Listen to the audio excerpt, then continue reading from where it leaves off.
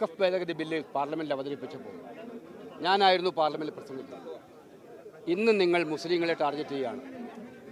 അത് വഖഫിൻ്റെ പേരിൽ രാജ്യത്തെ മുസ്ലിം ന്യൂനപക്ഷ സമുദായങ്ങളുടെ സ്വത്തിനെ ആക്രമിക്കുക എന്നുള്ളതായിരുന്നു അവിടെ ഉണ്ടായിട്ടുള്ള ഒരു ഡിസൈൻ. നാളെ നിങ്ങൾ വരാൻ വേണ്ടി പോകുന്ന ക്രൈസ്തവ സമൂഹത്തെയും മറ്റു സംഘടനകളെയുമായിരിക്കും. അത് അക്ഷരം പ്രതി ശരിവെച്ചുകൊണ്ടാണ് ഇപ്പോഴത്തെ FCRA അമെൻമെൻറ്റ് വന്നിരിക്കുന്നത്. നമ്മുടെ നാട്ടിൽ ചാരിറ്റി പ്രവർത്തനം നടത്തുന്ന ഫിലോന്ത്രഫിക്കലായിട്ടുള്ള ഒരുപാട് സംഘടനകളുണ്ട്, NGOമാർ. ക്രൈസ്തവ സഭകളും അതിനകത്ത് വലിയ പങ്കാണ് വഹിക്കുന്നത്. അത്യാവശ്യം ഫോറിൻ കോൺട്രിബ്യൂഷൻ കൊണ്ട് വലിയ വലിയ ആശുപത്രികൾ, വലിയ വലിയ വിദ്യാഭ്യാസ സ്ഥാപനങ്ങൾ ഈ നാട്ടിലെ പാവങ്ങൾക്ക് വേണ്ടി തുറന്നു കൊടുക്കുന്ന സാഹചര്യം ഉണ്ടായിട്ടില്ല. അതിൻ്റെ പേരിലാണ് അവരെയൊക്കെ കടിഞ്ഞാണിടാൻ, കൺട്രോൾ ചെയ്യാൻ, അവരെയൊക്കെ വേണ്ടി വന്ന അവരുടെ ലൈസൻസ് ക്യാൻസൽ ചെയ്യാൻ, അവരെ ഇല്ലാതാക്കാൻ കൊടുക്കുന്ന അധികാരം കൊടുക്കുന്നതാണ് ഈ ബില്ല്.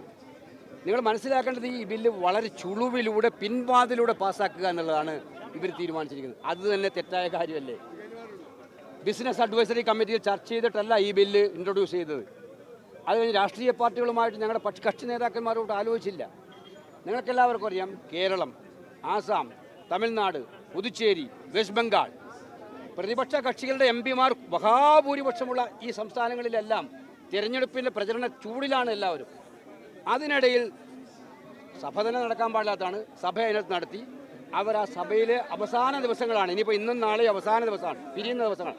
ഈ അവസാന ദിവസം ഈ ബില്ല് കൊണ്ട് ഇൻട്രൊഡ്യൂസ് പാസ്സാക്കാൻ വേണ്ടി വെച്ചിരിക്കുന്നത് ദുരുപദിഷ്ടപരമാണ്, ദുഷ്ടലാക്കോട് കൂടിയിട്ടുള്ളതാണ്.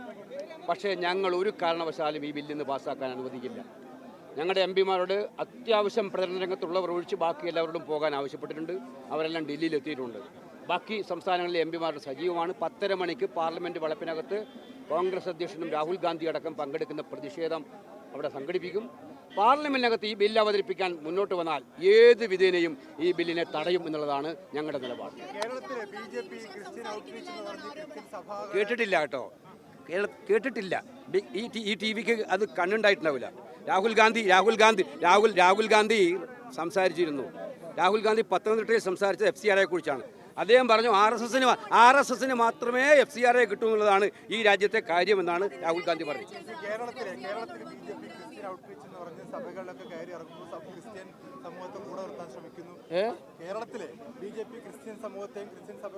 അല്ല, അത് അവർക്കെല്ലാം അത് ഇന്നിപ്പോൾ ഇന്നലെ രാഹുൽ ഗാന്ധി പറഞ്ഞ കേട്ടിട്ടുണ്ടാവും. അവർക്ക് ശബരിമലയായാലും ഹിന്ദു ആയാലും ക്രൈസ്തവ സഭകളായാലും എല്ലാം വോട്ട് തേടാനുള്ള ഉപകരണങ്ങൾ മാത്രമാണ്. തിരഞ്ഞെടുപ്പ് വരുമ്പോൾ അവർക്ക് ആവശ്യമുള്ള കാര്യങ്ങൾ നേടിയെടുക്കാനുള്ള ഉപകരണം മാത്രമാണ് അത്.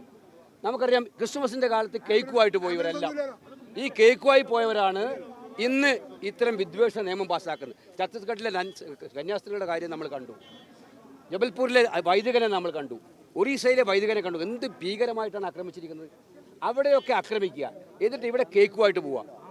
ഇപ്പം നിർണായകമായ സമയത്ത് വളഞ്ഞ വഴിയിലൂടെ ഒരു നിയമം പാസ്സാക്കിയിട്ട് അവരെ തകർക്കാൻ ശ്രമിക്കും. അല്ല, ഞങ്ങൾ ഈ കാര്യത്തിൽ ഞങ്ങൾ വ്യക്തമായിട്ടും മുന്നോട്ട് പോകും.